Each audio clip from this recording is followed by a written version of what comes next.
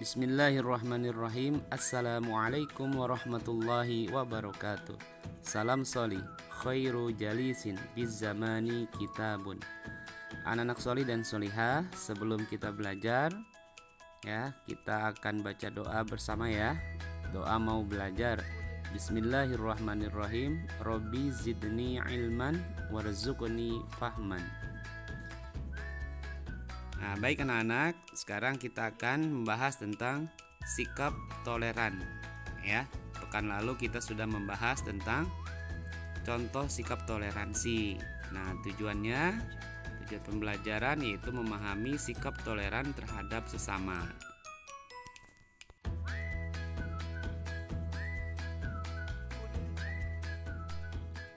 Anak-anak soli dan solihah, sikap toleransi ini tidak mengenal tempat dan waktu ya, dimanapun dan kapanpun sikap toleransi harus kita lakukan ya. Nah, apalagi di negara kita di Indonesia, beragam suku, agama, adat istiadat maupun budaya. Nah, sikap toleransi bisa juga diterapkan di rumah, di sekolah maupun di masyarakat. Dalam Kamus Bahasa Indonesia, artinya toleran itu bersifat atau bersikap tenggang rasa, menghargai, membiarkan, membolehkan pendirian, pendapat, pandangan, kepercayaan, kebiasaan, kelakuan, dan sebagainya yang berbeda dengan pendirian sendiri. Jadi, toleransi adalah sikap saling menghormati dan saling bekerja sama antar kelompok-kelompok masyarakat yang berbeda, baik secara etnis, bahasa, budaya, politik maupun agama.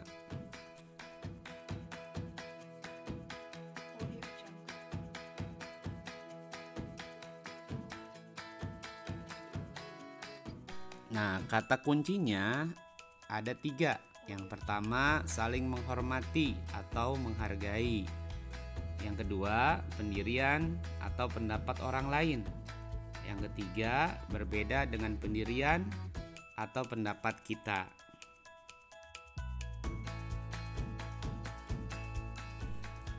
Jadi, ketika ada pendirian atau pendapat orang lain atau pendapat kita, nah, kita harus saling menghormati dan menghargai. Nah, itu berarti kita sudah melaksanakan sikap toleran. Baik anak-anak, setelah kita membahas tentang pengertian toleransi, sekarang kita akan melanjutkan tentang contoh toleransi. Nah, contoh yang pertama adalah menghormati pendapat teman yang berbeda. Nah, ini biasanya dilaksanakan pada saat diskusi. Nah, kita tidak boleh memaksakan pendapat kita, dan kita harus menghargai pendapat teman-teman yang ada pada saat kita diskusi. Yang kedua, kita tidak boleh membuat kegaduhan pada saat beribadah. Tidak boleh mengganggu teman ketika sholat di masjid maupun ketika di kelas sholat duha. Dan yang ketiga, kita tidak boleh membuat kegaduhan di kelas ya, tidak bercanda pada saat kegiatan belajar mengajar. Dan contoh berikutnya, kita tidak boleh mengejek ya satu sama lain ya, kita harus saling berteman ya, tidak boleh memilih-milih teman, kita berteman dengan siapapun. Oke, baik anak-anak, kita sudah membahas tentang contoh sikap toleransi. Baik anak-anak, sekarang kita lanjutkan tentang manfaat toleran. Yang pertama adalah mempererat tali persaudaraan. Dengan melaksanakan sikap toleran, kita akan mempererat tali persaudaraan ya, satu dengan yang lainnya. Kemudian yang kedua, terhindar dari perpecahan ya. Dengan bertoleransi, kita tidak membeda-bedakan satu dengan yang lainnya, bersahabat, berteman dengan siapa saja. Dan yang ketiga, Dengan sikap toleran, kita akan menciptakan suasana menjadi lebih aman, ya, baik di sekolah, di rumah maupun di masyarakat. Nah, anak-anak solih dan solihah, untuk itu marilah kita laksanakan sikap toleran di mana saja kita berada, agar tercipta suasana yang lebih aman dan tentram.